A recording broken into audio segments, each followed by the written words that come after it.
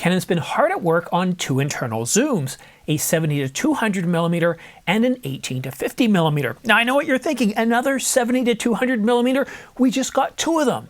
But this time, it's an f4. So what's remarkable about these lenses? Will we see them in 2025? Well, I've got all that coming up in a moment. But if you are serious about staying ahead of the camera curve, punch that subscribe button. It keeps this channel growing while keeping you in the loop.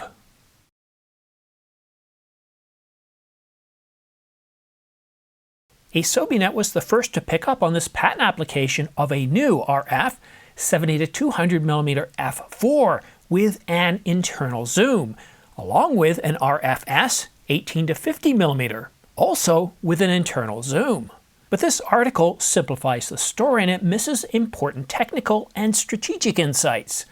Those insights that are important to photographers. Both lenses found in Canon's patent application JP 2025-08-2363, filed on November the 17th, 2023, so a couple of years ago, and just recently published on May the 29th, Canon claims to provide a small-sized and lightweight positive lead type zoom lens. And beyond all that, which does sound great, I mean, after all, an internal zoom for an 18-50 and a 70-200mm f4, well, that's great, but other questions such as, how does Canon plan to solve problems with image quality across the entire zoom range? What about keeping things small and centered, which helps with using gimbals if you're shooting videography type work? There's a lot of questions that need to be answered that, well, the Asobinet article just didn't delve into. Are these two incredible new lenses? Are you going to be excited by them, or are they just a couple of cheap kit lenses? Well, I've got some good news for you, so let's go ahead and break it down.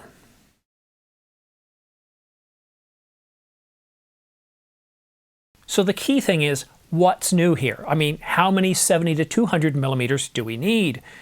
Well, Canon isn't just trimming the fat. They're rethinking how internal zooms can work in compact lenses without falling apart optically. So what's new here in Canon's RF 70-200mm f4? And you're right, and Brian told me this was a bad prop, but just imagine for a moment that this 100-500mm is a 70-200mm because they're both external zooms. So what happens when I zoom out? Well, because of the positioning of the lens groups inside this lens, it throws off the balance. Now, for a growing number of videographers using things such as the Ronin, well, that poses a bit of a problem. So by solving that, that would certainly help them out. But if you're in an environment that's rather dusty or got a lot of moisture, once you go wide again, well, there's a risk that you could bring some of that dust and moisture inside the lens. And that can be a bit of an issue for some. Even though in a recent patent application, Canon has improved the weather resistance with external zooms, and we see that in patent application 2025-075-822. JP 2025-082-363, the patent behind this video, well, it solves those problems. You have an internal zoom and the lens groups are better balanced, so that way when you're pulling zoom on a gimbal, you're not throwing it off balance. The only question is, what's the trick? Well, it's all about redesigning how the lens groups move in relation to each other. I'll touch on the how in just a moment, but the focus on this video isn't a deep technical dive into how the lens groups and elements move in relation to each other. It's more about addressing the why these lenses exist and what the end result is for you as a photographer. Why you might want to get that 50mm and of course the 70-200mm f4, which is a power zoom lens. Why might you get those? What is the actual benefit to you? Is it just lighter lenses? Is it just having an internal zoom? Which I'm not saying those aren't bad things, but wouldn't also reducing aberration also be a benefit? Canon spends an awful lot of time focusing on the math behind the second lens group and how it behaves. And they've actually introduced two important ratios, the D2 to TG2, which compares the total air thickness to the total glass thickness in L2. And then there's FT to F2, which compares the lens's telephoto focal length to that of L2. And And according to the patent application, for good optical performance and compact size, DG to TG2 should fall between 3.1 and 10, ideally to be around 4.5 to 6.0. And FT to F2, well, the sweet spot is between -10 and -7.2. This keeps the risk of aberrations, keeping aberrations low, while keeping the movement and the weight manageable. And that's why, according to this patent application, Canon's able to deliver a 70 to 200 millimeter f4 at under 200 centimeters, or about 8 inches, 198 centimeters to be exact, 198.01.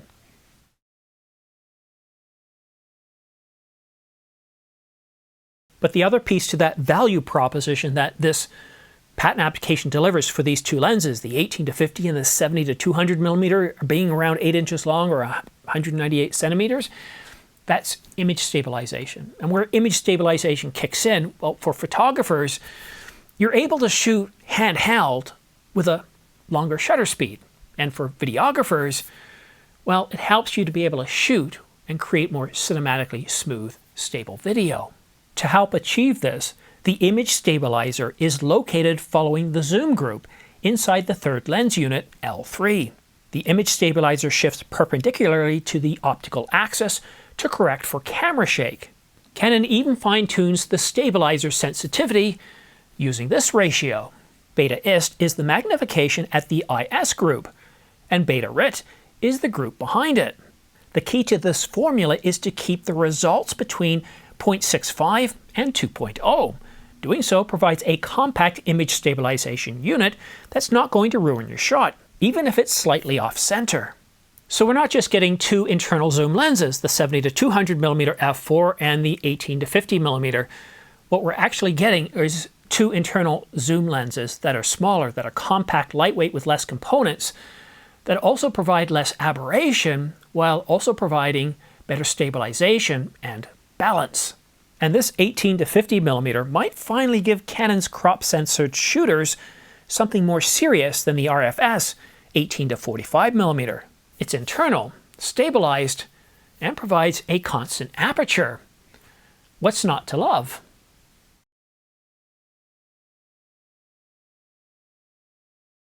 The most important thing here is that Canon managed to pull off internal zooms while reducing the moving mass, and that's the L2 or the zoom group. It's made out of 3 or 4 lenses. They're smaller, lighter, and easier to drive. So going back to that value proposition that I talked about earlier, we can also add a faster autofocus system because things are lightweight. Well, it's easier to move them, doesn't take as much effort. And in a nutshell, JP 2025-08-2363 isn't just about giving us two lenses that happen to have internal zooms.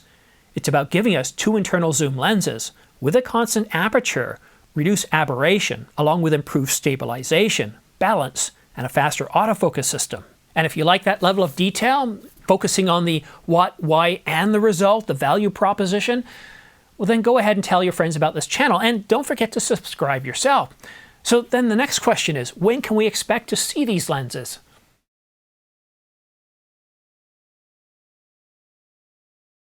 These designs are published. The math is done.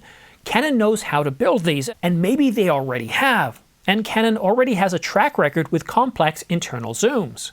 So both of these lenses, they're not aimed at pro, they're not aimed at people who would buy the R1 or the R3, but they're aimed at people that might buy, well, an R8, an R6, an R7 Mark II, an R6 Mark III. The RF 70 to 200 millimeter f4 L, I believe it's an L series. Yes, it's an L series. Image stabilized USMZ, so it's a power zoom lens. That would make a great travel lens, and if it's optically everything that this patent makes it out to be, well, then I think it's going to sell very, very well. It's going to be one of those lenses that's going to surprise us potentially here in 2025. And the 18 to 50 millimeter kind of reminds me of that Sigma. Internal zoom, improved balance, image stabilization, autofocus. It's just about putting the price right. And the 18 to 50 millimeter internal zoom, the one in this patent application, I can see both of these lenses coming out, but the 18 to 50, that Canon, if you're gonna, this should be your new kit lens. Just like, do I have it up here? Yeah. Oh, I'm not feeling good today. This is the 18 to 135 millimeter STM. I sold the USM version, and I shouldn't have. But I gotta say that when it comes to kit lenses, this is the best kit lens Canon has ever released for their APS-C line. The 18 to 135 USM, not the first USM, but the second USM, because the first USM, it sounded like a squirrel was chewing on a nut, but the second USM, quiet, it's great for video, it's great for stills, and I gotta say, it's the best kit lens that Canon has ever put out for APS-C. But here in 2025, the 18 to 50 millimeter in this patent application, this could be Canon's next best kit lens. And with all these improvements, I'm actually pretty excited by it, and pretty excited by it, despite it being a focal range that usually doesn't interest me. But it would make a great lightweight travel lens, especially paired up with something like the R50V or the R50 or the R7 or the R10. And of course, the R7 Mark II, as that lens is supposed to be coming out. Interesting. I want to say a special thanks to a couple of new members of this channel. Christopher, let me get your last name, Christopher. Christopher Posey Sr. is a new member, actually returning to us. Used to be a member, but I adjusted the membership levels about a month back, and so basically when you do that, you lose all the members and some will come back. So I want to say thank you, Christopher, for joining us again. And one thing I'm trying to do more on this channel is go behind the scenes a little bit more. So after I shoot videos like this, if something didn't go quite right, or there's a lesson learned or something like that, I'll go ahead and give you a short video behind the scenes. But it also gives you the ability to reach out to me and ask me a question, whether it's through email, whether it's through text, whether it's through the normal means we have on this channel, to ask me questions as an insider to this channel. Hey, how do you do this? Or what should I do with this? And I'll actually give you an answer in a video posted to insiders. So that level is there. And for anybody else who doesn't want to become a member, no big deal. I appreciate all of you. This is designed for the 1% of the 1% that wants to get a little bit more behind the scenes. For the rest of you, there is another value add that I provide.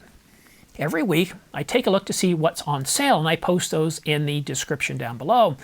There is one thing that's surprising me right now. Now, maybe by the time you're watching this, the deal will be off, but I'm seeing Walmart with $37.29 for the Canon EOS R5 Mark II. Now, most places have it at $4,099, like Adorama and B&H. But for whatever reason, Walmart's got them on, and there's no indication that these are open boxes or anything like that. But that's what that price kind of indicates to me. But anyhow, if you're interested, there's still lots of sales on right now. While prices are going up to some degree, there's still a lot of good deals on out there. And if you do use those links, and if you pick anything else while you click on that link and you put other things in your basket, you're literally helping to support this channel, because I get a small commission back of anywhere from 2 to 5%, which keeps this channel going. Thank you. Thank you so much. I really enjoy doing this. I've been feeling terrible lately.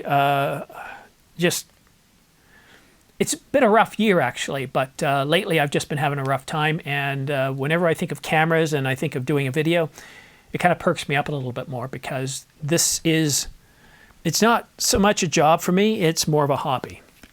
This is something I really enjoy doing.